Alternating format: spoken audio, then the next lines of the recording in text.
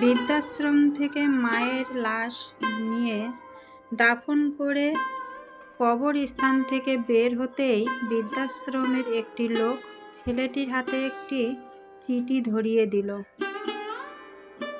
প্রিয় আব্বাজান, তুমি আমার একমাত্র কলিজার টুকরো।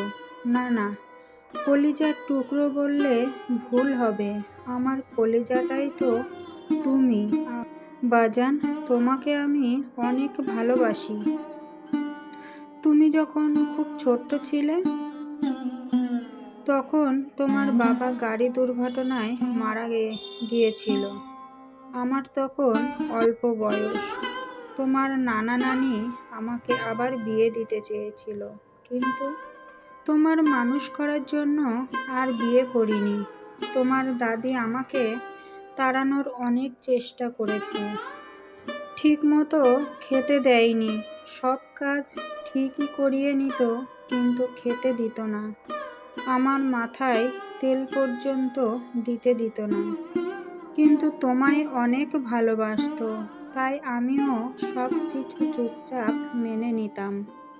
তার মতে আমার জন্যই অকালে ছেলেকে হারিয়েছে, এর জন্য নাকি আমিই দায়ী।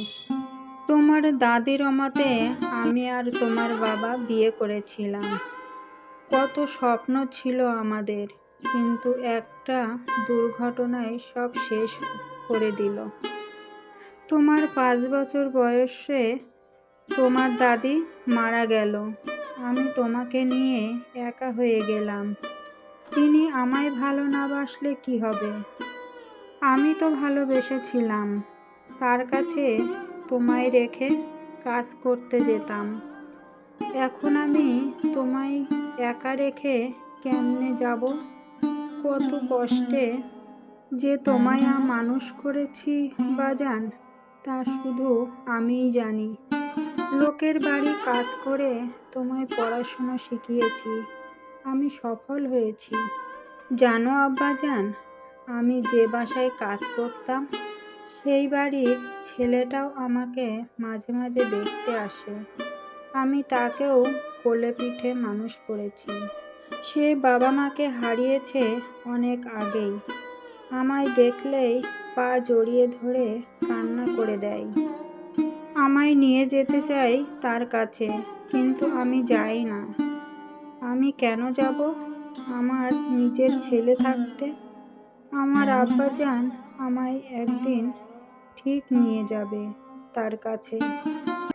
সেই আশায় পথ চেয়ে থাকতাম। তুমি হয়তো ভাবছো তোমার মূর্খ মা চিঠি কেমনে লিখতে জানলো। আমি লিখিনি বাজান, আমার সাথে একজন থাকতো জানো বাজান।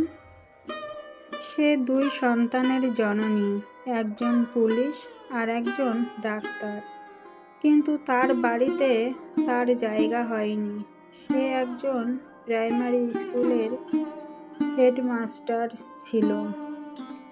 তার পেনশনের সমস্ত টাকা পয়সা রেখে তাকে এখানে রেখে গেছে।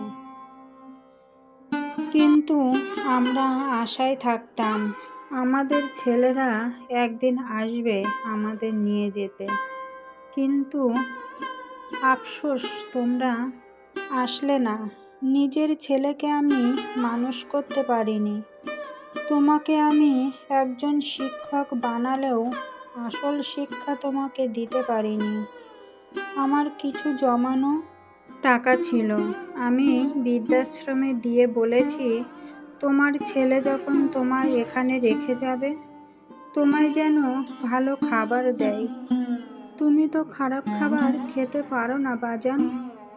আর মাছ রান্না করলে যেন মাছের মাথা তোমায় দেয়। তারা আমায় কথা দিয়েছে দেবে। আমার অসুস্থতার খবর শুনেও তুমি আসোনি। শেষবার তোমায় দেখতে চেয়েছিলাম, কিন্তু তুমি আসলে না বাজান।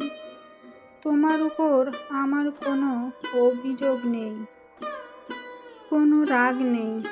তুমি ভালো থেকো বাজান। আমি তোমায় মাফ করে দিয়েছি। আমি না মাফ করলে আল্লাহ তোমায় মাফ করবে না। ইতি তোমার অভাগিনী মা।